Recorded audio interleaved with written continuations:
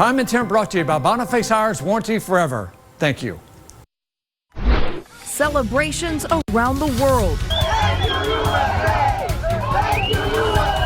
as the wheels of change begin. It blows me away. It blows me away that it's happening. It's happening. The range of emotions from people in Venezuela.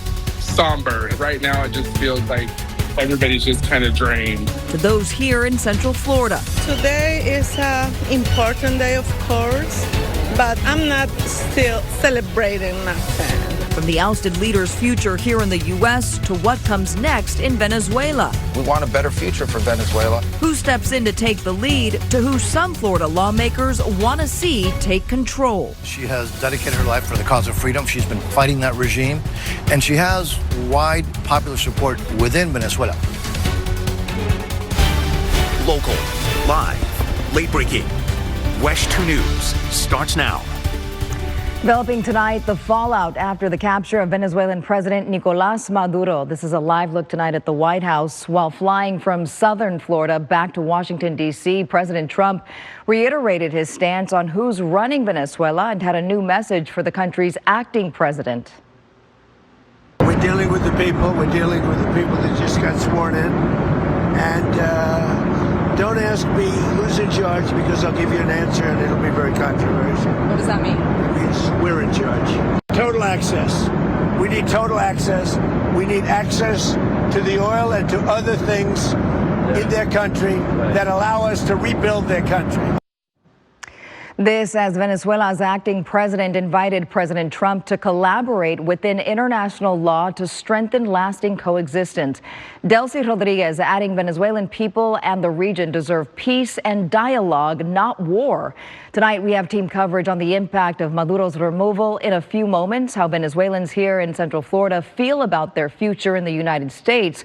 But first, Maduro is just hours away from his first court appearance. WESH 2's Christopher Salas is in New York City with the latest. Venezuelan exiles living in the United States are questioning what will happen if in Venezuela, while fearing the possibility of being uprooted once again. WESH 2's David Jones spoke with someone whose family applied for political asylum in the United States after Maduro took control. Secretary of State Marco Rubio stressed the U.S. will not govern Venezuela. He says the U.S. will only continue to push for change through an existing oil quarantine on the country. Now, this comes after President Trump said Saturday that the U.S. would run Venezuela. Rubio spoke on NBC's Meet the Press on Sunday. This is a team effort by the entire national security apparatus of our country, but it is running this policy. And the goal of the policy is to see changes in Venezuela that are beneficial to the United States, first and foremost, because that's who we work for, but also, we believe, beneficial for the people of Venezuela, who have suffered tremendously. Members of the Trump administration will brief select members of Congress on Monday about the U.S. military operation in Venezuela. And take a look at the scene in Venezuela earlier this evening. Many empty streets and closed businesses in Caracas, the capital city there. Many people are waiting to see what will now happen to their country. The United Nations Security Council is set to hold an emergency meeting on Monday on the situation in Venezuela. According to Reuters, Colombia, which is backed by Russia and China, requested the meeting of the 15-member council. The group has met twice in October and December over the escalating tensions between the U.S. and Venezuela. The UN released a statement on Saturday saying that the Secretary General was deeply concerned that the rules of international law have not been respected and the U.S.'s actions constitute a dangerous precedent. Our coverage on Venezuela continues in the next half hour. More groups celebrating here in Central Florida and a closer look at travel conditions now that flights are allowed to resume in the Caribbean. All right, switching gears here. Monday is the start of the first work week coming out of the holidays. Many people, of course, trying to get back into the swing of things. First warning meteorologist Marquise Mira. Marquise, are going to be waking up to very foggy conditions out there. Indeed, and for the folks flying out of Central Florida, we might even see some delays at the airport due to how dense this fog may just be. So out the doors, you're headed back to school, just watch out, drive a little bit carefully on your way to work, as we will have patchy to dense fog heading outside tomorrow morning. But later in the work week, spring-like temperatures will be the trend as we'll be back on the rise. This is our tower cam. I believe this is over Lake Eola, where we have some very low-lying clouds. Cloud base is now at 500 feet. So as temperatures drop even further, well, that cloud base is going to continue to sink, and that's what's going to be the foggy weather that we're talking about outdoors. But really tough to see outside of our tower cam right now, where temperatures show 57 degrees. We'll likely pause right around 56 in Orlando, and that'll give us the opportunity for some foggy concerns. What I'm taking a look at right now is your relative humidity. This shows the amount of moisture in the air, and notice all across Central Florida, we were in the 90s or perhaps even the triple digits like Orlando, also Melbourne, Palm Bay. A little bit breezier along the coast right now, but we'll see that fog settle in. Here's a look at your visibility down to 2.5 miles in DeLand. Looks like you're back to 8 miles in Orlando. That's 8 out of 10, but give it some time. That fog west of the I-4 corridor, it's going to become more prominent as we start off the day tomorrow. Here we are at 3:30 in the morning, restricting your visibility down to less than a mile in Orlando, and you could drop even further in places like Wildwood, down to 3/4 of a mile. So possibly we could be starting off the day with some dense fog advisories. I'll have more on that and your warm-up later in the work week coming up next time I see you. All right, Marquise, thank you. Meanwhile, in Flagler County, the man accused of kidnapping an 11-year-old earlier this week will not be released on bond. Darnell Hairston appeared before a judge Sunday morning. As WESH 2's Spencer Tracy explains, the registered sex offender was arrested after a traffic stop turned into a chase. All right, still ahead tonight, more swans found dead at Lake Eola. What could have killed them and nearly a dozen other birds in the last few weeks. And some terrifying moments for a Florida deputy stopped on the road. The chase that ensued when they were sideswiped by another driver.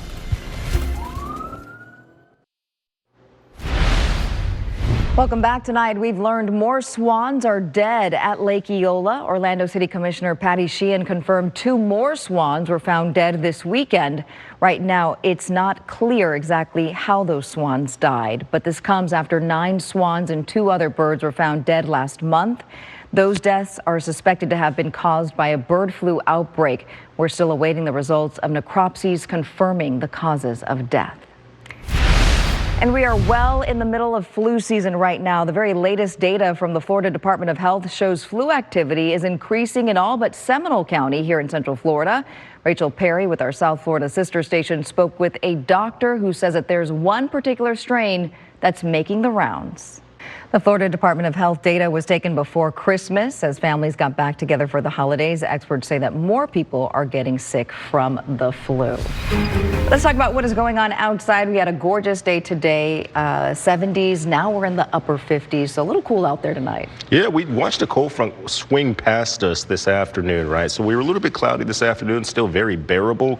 Not as warm as we were on Saturday, and that cooling trend has followed us now into your overnight hours. Everywhere you look here in Central Florida, we're about close to 5 degrees below where we were just 24 hours ago, and it's courtesy of the front that moved past us today. We see that escaping towards the bottom hand corner of your screen, pushing past the Bahamian Islands there, but clouds and fog, that's what's rolling into Central Florida right now. So here's a look at 2 of our tower cams.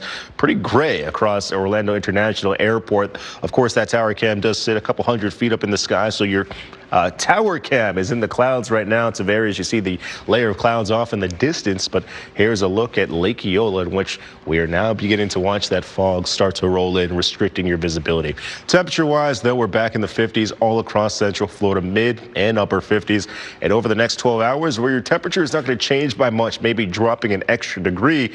But once these winds settle down, that fog will become more widespread to start off the morning tomorrow, before lifting between 9 and 10, and then your temperatures begin to lift as well. Sunshine will be a staple in your Monday forecast as we dry out with temperatures continuing to rise.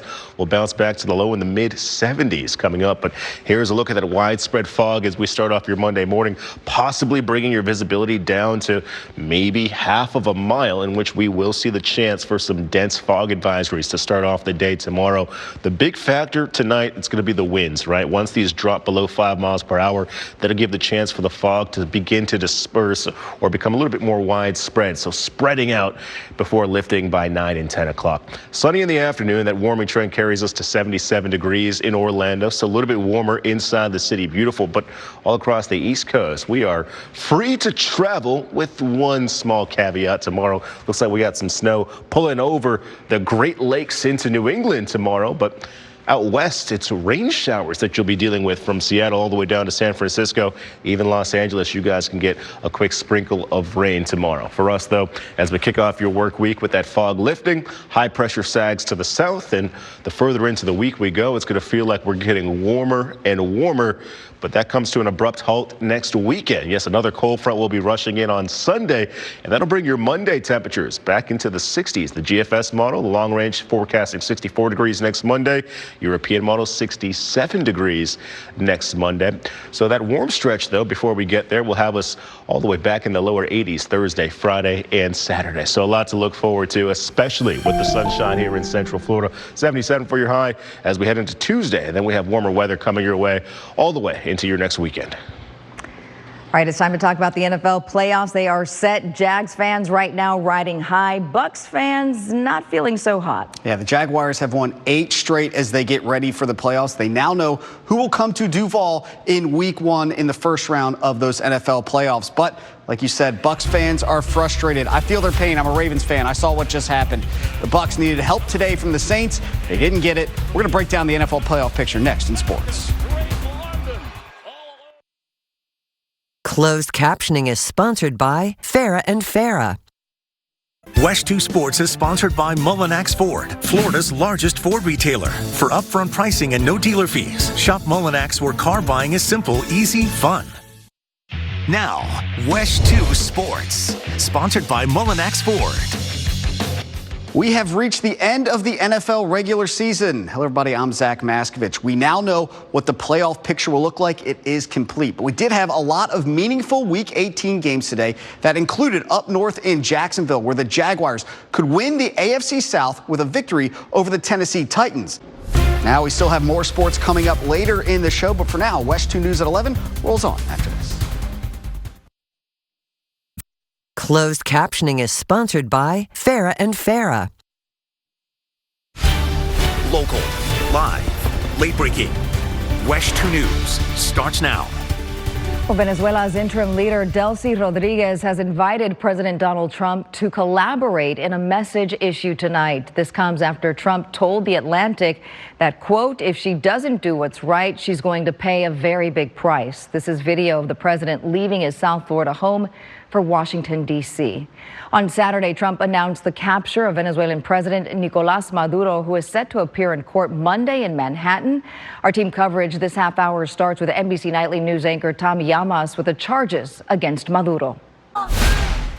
And Venezuelans here in Central Florida are still celebrating the end of Maduro's reign over their homeland. WESH 2's Tony Atkins spoke with natives who say that they are cautiously optimistic. And now to the impact that the military action in Venezuela has had on travelers. NBC's Liz Kreutz reports that the chaos at many airports in the Caribbean is beginning to ease up after the FAA reopened the airspace that was restricted over the region. As this story develops, up to date with our free WESH 2 News mobile app. We've sent out multiple alerts since the U.S. operation, and make sure that your notifications are turned on. Taking you now to a live look outside at a very foggy night here in Orlando. As many of you head back to work and school, there could be low visibility when you get out on the roadways. Our first warning meteorologist, Marquise Mita, is keeping a close eye on those conditions out there. Marquise? Yeah, Luana, that cloud deck continues to lower as temperatures are dropping ever so slightly as we push into your overnight hours. But eventually that fog will begin to lift with warming temperatures on the way to kick off the work week. In fact, all across the East Coast, with the exception of New England, no wet weather to deal with. And even in New England, that's just snow moving over the Great Lakes and sliding through upstate New York first. Now back on the West Coast, another round of rain is going to be plaguing Portland, San Francisco, even LA as a low pressure system comes on shore from the Pacific. But back out our direction, we will be concerned with cooling temperatures tonight and the chance for some fog overnight into the morning tomorrow. Right now, we're back in the mid and the upper 50s. And Here's a look at our Lake Eola Tower cam. Every time I show you guys this, the clouds get lower and lower. Right now, we're a little bit windy at the surface with winds from the north at 10 miles per hour. But once those winds subside, your visibility is going to drop even lower tonight. Right now, it sits at 8 statute miles. But back in Winter Haven, you're down to 3/4 of a mile. DeLand, 1 mile. So while the winds are a little bit lower, the fog is more pronounced at the surface, and it becomes more widespread, especially west of the I-4 corridor at 2:30 in the morning. We're starting to see those visibility markers drop below a mile in places like Claremont, Winter Haven, Leesburg as well. Therefore, we could potentially see some dense fog advisories early out the door, so please just be cautious if you're driving to school or work. As I mentioned, though, that fog starts to lift around 9 and 10 o'clock. Sunshine is back, and sunshine will be a common feature in your work week forecast. You'll have to stick around. I'll be going over all 7 days coming up in the next 15 minutes. All right, thank you, Marquise. Meanwhile, Orlando police say they've arrested a man accused of pretending to be a mailman to steal mail in that area. Police were called to Aria Beach Apartments on South Cimarron Boulevard after getting reports of a man breaking into the community mailbox there. Police said that they found Sean Cronin without a truck or a uniform claiming to be a mailman. Instead, he was carrying burglary tools and mail from multiple apartment complexes there. Cronin is facing several charges, including grand theft and possession of personal identification information. In Brevard County, the sheriff says deputies arrested a man spotted exchanging drugs out in Merritt Island. It happened Sunday night, or Saturday night rather, on Mina Lane. Deputies say Mario Thomas tried to get away on a scooter. When deputies pulled him over, he fell off the scooter and tried to run. Thomas faces several charges related to trafficking meth, possessing cocaine, and tampering with evidence. Another reminder to slow down when you see a patrol car pulled over on the side of the road. You're about to see the moment that a driver sideswiped a deputy's vehicle in Hillsborough County.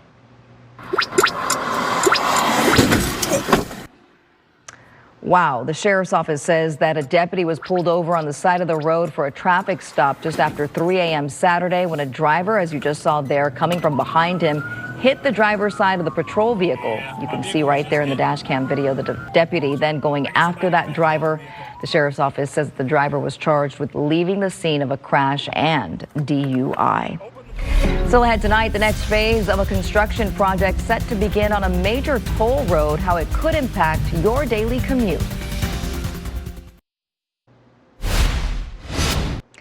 And looking ahead to Monday when work will begin on State Road 417 in Seminole County. The city of Oviedo says crews will be on site where the toll road crosses Winter Springs Boulevard between January 5th and February 6th. Work will be done between 6 a.m. and 8 p.m. This is all part of a project to widen the 417. Here in Central Florida, there will be a funeral Monday for former Eatonville Mayor Eddie Cole. Cole was a prominent figure in Central Florida for decades. He served as Eatonville's mayor from 2016 to 2022. His contributions to the Rollins basketball program were formally recognized with his induction into the Rollins Sports Hall of Fame in 2023. Cole died the Saturday before Christmas at the age of 67. There was a public viewing for him just last week. His funeral is at noon on Monday at First Baptist Church of Orlando on John Young Parkway. 5, 4, 3, 2, 1. Engines full power and liftoff. Go Falcon, go Starlink. Just 4 days into the year, and SpaceX already launched a Falcon 9 rocket from our Space Coast. It carried 29 Starlink V2 mini satellites into low Earth orbit. There were clouds and rain at first, but the skies did clear up for it to take off at around 1:50 Sunday morning. The first stage booster landed on the drone ship out in the Atlantic Ocean.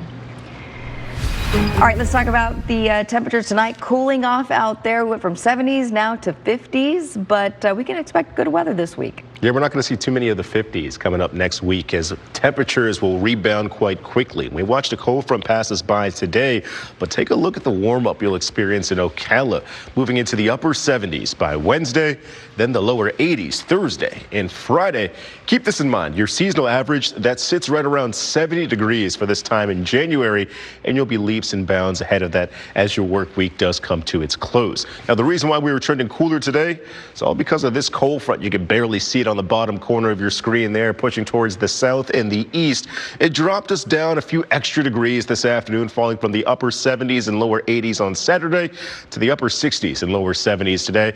And now we're back in the 50s, and here's a look. I just feel like every couple of minutes, these tower cams are showing more and more of those low-level clouds. Now fog as it's touching the surface here. We can see it around the I-4 corridor. You can make out the headlights of these cars coming by, driving southbound. Nevertheless, though, winds are still right around 10 miles per hour, so the fog isn't too widespread quite yet in downtown Orlando, but it will be, likely restricting your visibility down below a statute mile. Temperature-wise, we're back in the upper 50s currently. And notice your relative humidity. We got a couple hundreds on the board, like Winter Haven, calmer wind speeds out that direction. Orlando, 100% relative humidity values. Looks like Melbourne, Palm Bay, you guys show those similar numbers. Just to reiterate, what that measures is the amount of moisture in the air. The greater the number, the more moisture is present, which is why we're trending foggy currently. As we head outdoors all through 7 o'clock, we will see that fog being patchy or dense, so please drive with caution and keep your hands steady on the steering wheel. Temperature-wise, will drop anywhere between 50 and 59 degrees as your night comes to its conclusion. Fog will lift tomorrow morning. That cold front now becomes a thing of the past. Sunshine returns tomorrow, and temperatures slide into the 70s in the afternoon. We could be anywhere between 69 and 78 degrees. Winds coming from the north and the east, but those will start to fluctuate as your work week does continue to progress. Take a look at this high pressure system. It drops to the south, and now we have that south and easterly influence. Now when we have winds from the south, temperatures get warmer and warmer, and that warm stretch, it brings us back into the lower 80s in Orlando too. Thursday, Friday, and Saturday, I could say this is the warmest weather of the year so far, but hey, we just started. And then we drop as we head into Sunday and Monday coming up. We'll be watching our next cold front slide in, taking your temperatures back into the 60s on both of our GFS and European long-range models. So along the coast, mid-70s tomorrow, upper 70s starting on Tuesday. Coming close to the 80s there. We'll get to the 80s by Tuesday inland, though, and fluctuate back and forth between the 70s and 80s all the way through next Saturday. All right, we all know football was the big story of the day today, but it was also a good weekend for basketball teams here in Central Florida, Zach. Yeah, the Orlando Magic put on an offensive clinic today. 6 players scoring in double figures, all of the starters scoring in double figures. We're going to hear from Jamal Mosley about where this game shifted the exact point coming up next in sports. Plus, yesterday was a full-on party at UCF. For the second time in 3 years, the Knights upset a top 25 Kansas team. Johnny Dawkins explains why his team has to keep looking forward next in sports. You get the advantage when you start your day with WESH 2 News Sunrise. Breaking news from across Central Florida. An accurate forecast built for your day and the best routes to avoid any backups. I'm Meredith McDonough. Watch WESH 2 News Sunrise. Now, WESH 2 Sports, sponsored by Mullinax Ford. Hello, everybody. I'm Zach Maskovich. In the NBA, the Magic have quite a quirky streak going on. They've alternated wins and losses for 8 straight games coming into today. Their last game was a loss at Chicago, which means today's win over the Pacers keeps that weird little streak live. That'll do it for your look at sports. Let's send it back over to Luana. All right, let's get a final look at that forecast with Marquise Mita tonight. Hey, friendly reminder just to drive with caution if you're taking out towards the road tonight or tomorrow morning, as we do have fog settling in across the I-4 corridor. Here's a look at your updated visibility, in which it's dropped down to a quarter mile in places like Winter Haven, also Orlando. So I wouldn't be surprised if those dense fog advisories will be coming up rather shortly along the I-4 corridor here in Central Florida. Here's a look at the tower cam network situated over Orlando. Feels like minute by minute, we're seeing more fog begin to roll in, especially off the shores of the lakes there. Temperatures in the mid and upper 50s across Central Florida currently. But we'll bounce back to the 70s tomorrow, upper 70s to start off the work week. Low 80s on Tuesday, and that trend of warmer weather will stick around. Fog could be dense along the coast Tuesday into Wednesday, though, so please look out for that. Ultimately, though, it's a warm week that spills over into the weekend, too. Look for highs in the lower 80s next Saturday. Remember to get your work week started bright and early with WESH 2 News Sunrise. They'll get you going out the door with all the big stories of the day. It all starts at 4:30 in the morning. Have a wonderful and blessed night. We'll see you later. The U.S. strikes Venezuela. The capture of Venezuela's president and his wife. Both of whom now face American justice. Here in Central Florida, a community bracing for what's next. We are hopeful but facing uncertainty. WESH 2 News, live as developments break. We asked, are you going to invade the country? We were told no. On TV, online, and on the app. We're going to run the country right. We need to get a democratic government back in Venezuela. Local, live, late breaking. WESH 2 News. Watch Alan Campbell on WESH 2 News Sunrise.